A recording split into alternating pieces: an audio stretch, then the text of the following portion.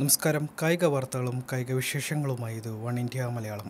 ഓസ്ട്രേലിയക്കെതിരായ മൂന്നാം ഏകദിനത്തിനായി റാഞ്ചിയിലെത്തിയ ഇന്ത്യൻ ടീമിന് മുൻ ക്യാപ്റ്റൻ MS ധോണിയുടെ വീട്ടിൽ വിഭവസമൃദ്ധമായ ഡിന്നർ.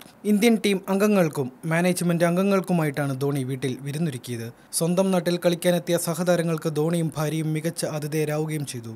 ധോണിയും ഭാര്യയും കളിക്കാർക്ക് ഡിന്നർ വിളമ്പുകയായിരുന്നു. ആസ്വദിച്ച് കഴിച്ച സുഹൃത്തുക്കൾ എല്ലാവരും ധോണിയുടെ വിരുന്നിനെ പുകഴ്ത്തുകയും ചെയ്തു. കൂട്ടത്തിൽ രസികനായ ഋഷഭ് പന്ത് ധോണിയുടെ ഭാര്യയ്ക്കാണ് പുകഴ്ത്തൽ നൽകിയത്. ബാബുജി തങ്ങളുടെ ഫിറ്റ്നസ് ലെവൽ ഇല്ലാതാക്കുമെന്നായിരുന്നു പന്തിന്റെ കമന്റ്. ഡിന്നറിന് ശേഷം എല്ലാവരും ധോണിയുടെ വീട്ടിൽ സമയം ചെലവഴിച്ച ശേഷമാണ് മടങ്ങിയത്. ഓസ്ട്രേലിയക്കെതിരായ 5 മത്സരങ്ങളുടെ പരമ്പരയിൽ ഇന്ത്യ 2-0 മുന്നിട്ട് നിൽക്കുകയാണ്. റാഞ്ചിയിൽ വിജയം ആവർത്തിച്ചാൽ ഇന്ത്യക്ക് പരമ്പര സ്വന്തമാക്കാം. അതേസമയം ജയത്തോടെ പരമ്പരയിൽ സജീവമാകാനാണ് ഓസ്ട്രേലിയയുടെ ശ്രമം. ലോകകപ്പിന് മുൻപ് പരമ്പര തോൽക്കുന്നത് ടീമിന്റെ ആത്മവിശ്വാസത്തെ ബാധിക്കുമെന്നാണ് രണ്ട് രാജ്യങ്ങളുടെയും വിലയിരുത്തൽ. അതേസമയം ഇന്ന് ഇന്ത്യൻ ടീം റാഞ്ചിയിലെ ഗ്രൗണ്ടിൽ ഇറങ്ങുമ്പോൾ എല്ലാ കണ്ണുകളും MS ധോണിയിലായിരിക്കും.